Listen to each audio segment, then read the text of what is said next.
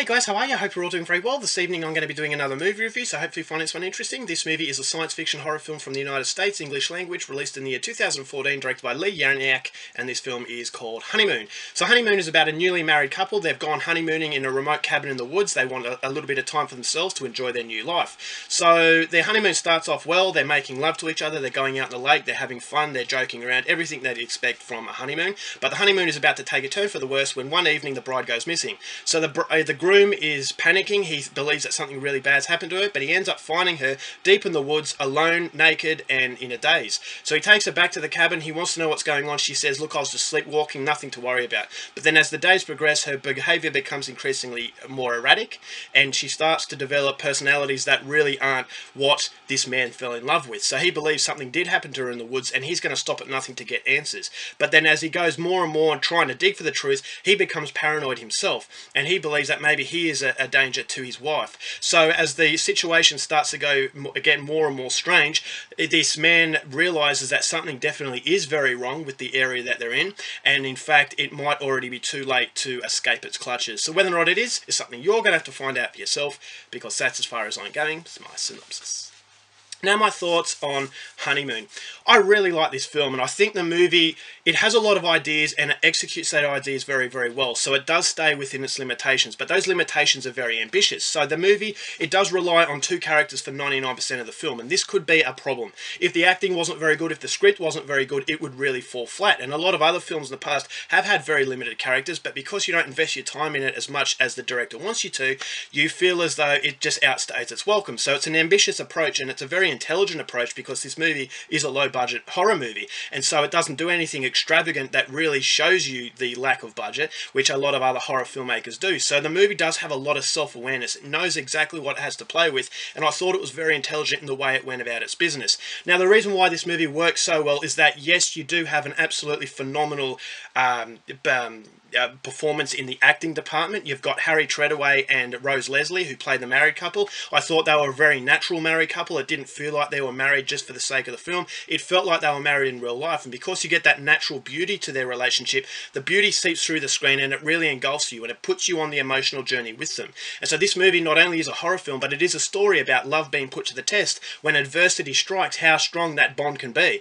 But then as the movie goes along, that bond is becoming more and more stretched, and you feel as though something is not going to, something is not, is not right here, and it's not going to end very well. And because you get that emotional connection, you can feel the sense of fear, you can feel the sense of anguish, and you can feel the sense of depression that is starting to set in. So it's a very emotional film, and it's a very beautiful film, and it was a film that I wasn't really expecting that sort of nature to a movie like this. A lot of movies do rely on cheap gore effects. You've got cheap jump scares, and all the laziness that possess horror films these days were non-existent in this movie. This movie doesn't have any violence. The movie doesn't really have any jump scares. It just relies on slow burn tension, and that beauty of the relationship, the characters that were, the script was absolutely fantastic, that allowed these actors to portray such a brilliant performance. Because you actually get that sense of personal drama, it makes the horror aspects work very well. Now the horror aspects are very Roman Polanski-esque, and the reason why this movie is so scary is because you don't know who the bad guy is, you don't know who the good guy is, you don't know exactly what happened in the woods.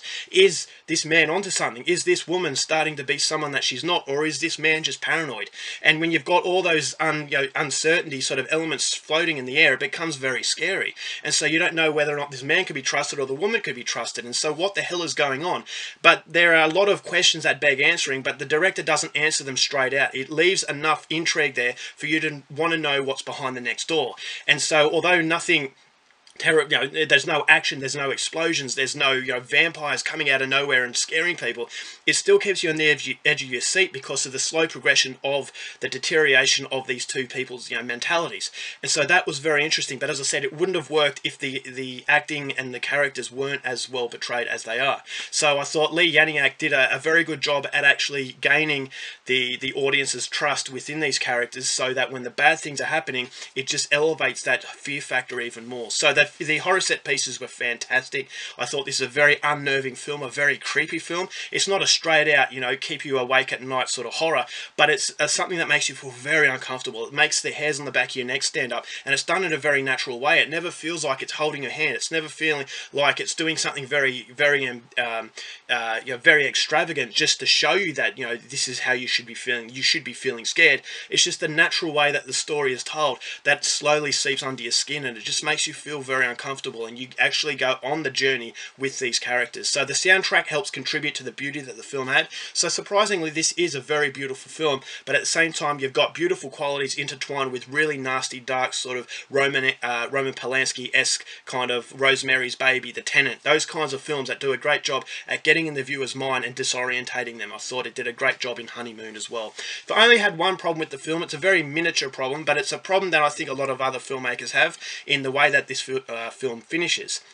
Now, I thought the movie would have been a lot better if it was much more ambiguous finish, because it would have paid more respect to the first 3 quarters, in that it would have been a much more consistent film. But when everything's revealed, that's when it starts to go downhill a little bit. Thankfully, it's not long after the reveal before, you know, it's over. But once it's revealed, it loses all the tension that the first 3 quarters had. And this is a problem with a lot of other films. And so, unfortunately, that's what prevents Honeymoon from being an absolute masterpiece. But there are qualities in this movie that are not easy to do.